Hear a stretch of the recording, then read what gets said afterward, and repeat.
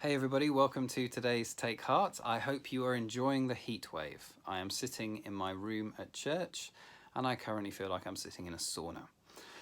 All right, I want to talk about one of the ways that Christians are distinct from those who aren't Christians. Or at least one of the ways that we're meant to be distinct. And we're meant to be distinct when it comes to our attitude and our actions to money and possessions.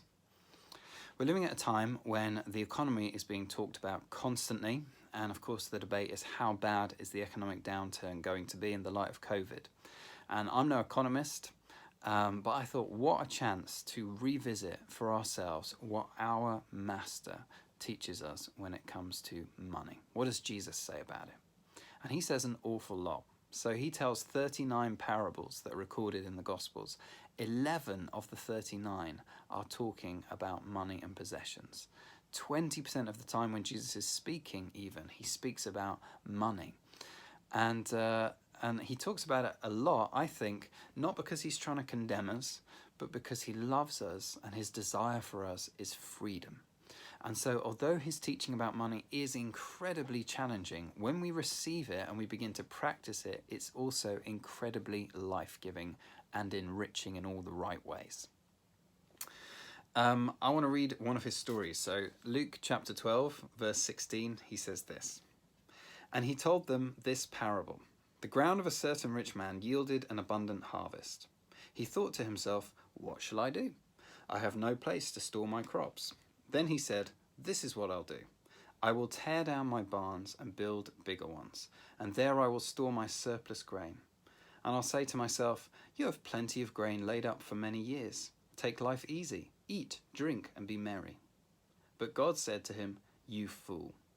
This very night your life will be demanded from you. Then who will get what you have prepared for yourself? This is how it will be with whoever stores up things for themselves, but is not rich towards God. Now, what's fascinating to me is that Jesus talks about money and possessions so much, and yet so few of us think that we've got a problem in this area. Isn't that true? We can think, I might have a problem with unforgiveness, or I might have a problem with anger or lust. But when it comes to materialism, the love of money and the love of possessions, I don't really have an issue with that. Imagine someone who lived in a strip club, and this person said to you one day, I have no problem when it comes to lust. You know what? I don't think I'm in any danger when it comes to potentially giving in to sexual promiscuity in some way. What would we say to them? We'd say, no. The environment that you're living in, where you're surrounded by these people who are trying to seduce you, and it's literally the air that you breathe, means that you're naive if you think this is not going to be an issue for you. We'd say that, right? In the same way, with money and possessions, so many of us, we're blind to, and I'll put myself on the list, we're blind to the fact that we are surrounded and saturated by advertising, by this kind of story, this narrative that's so unspoken that we should gradually be accumulating more and more wealth, that as we do that we'll become happier and more fulfilled.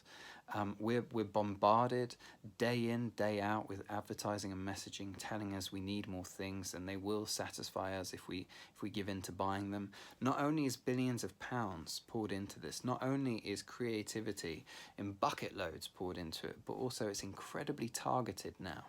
You know, there is a reason why we Google something one day and 5 minutes later it's advertised to us on Instagram. I don't know how the technology and the algorithms work, but I know that what they're doing is they're targeting us now.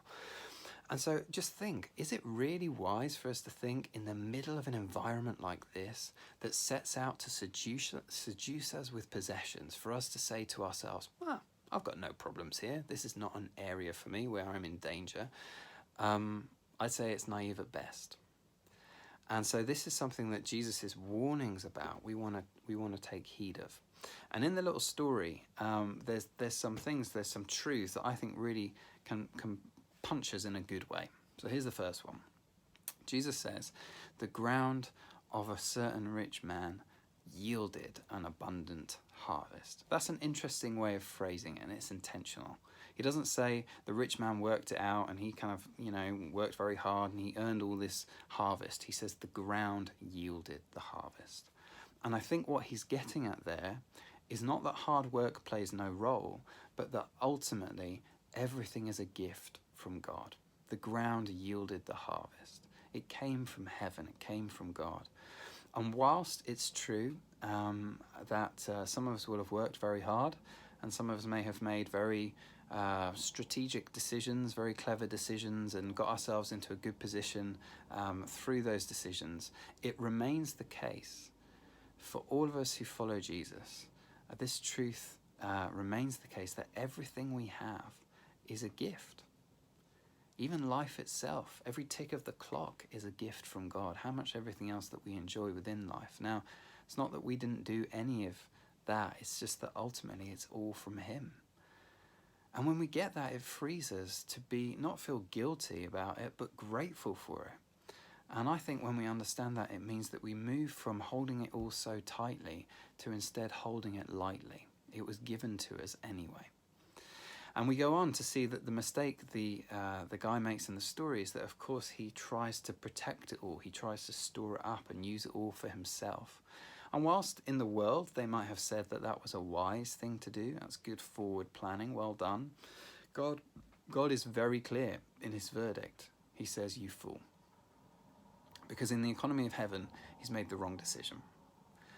And if we get the fact that everything we have is being given to us, and that's cause for gratitude and holding it lightly, the next thing that we want to get is what we do with what we have.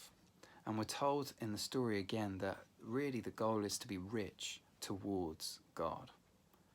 I think another way of thinking about it is to be rich like God, generous like God. So other stories that Jesus tells, they kind of paint a picture of God as a master and we're the steward. The master leaves his possessions in the hands of the steward, and the steward has to steward them. He has to look after them well.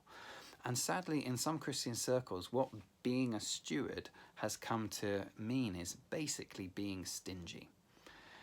We represent God by being very careful with what we've got. And you know what? Of course we want to be wise with resources. I'm not suggesting we will get frivolous. But if we look at our master, would you say that was the primary thing that kind of just shines out of him? I wouldn't. When I look at God, the thing that comes bursting out of the center of God is generosity. He's a God who's so generous, he doesn't even hold back from us his only son, Jesus.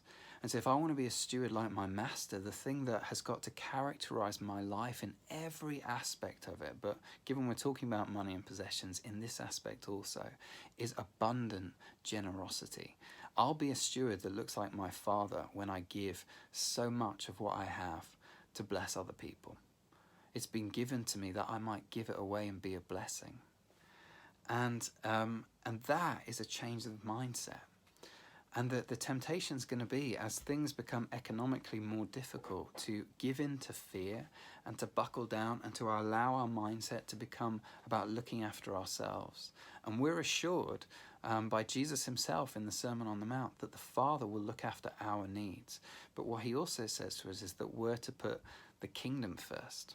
And we're to be kingdom-minded first of all. And when it comes to putting the kingdom first, it looks like generosity. What if our mindset was, instead of how do I acquire more and more as my life goes on, what if it was instead, how much can I give away in my lifetime?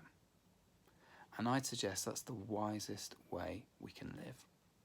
Next time we hear a debate on the economy, if we're watching the news, next time we see a headline, let's remind ourselves of what our Lord and Master says when it comes to possessions.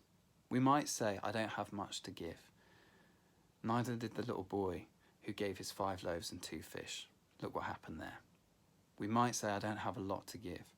Neither did the woman with the 2 pennies. You know, she put her 2 little pennies in the temple collection, and we're still talking about her 2,000 years later. Watch what happens when you invest yourself and invest the money that God has put into you into blessing people around you. It goes into his hands and it's never wasted. It's the safest thing and the most wonderful thing you can do with it.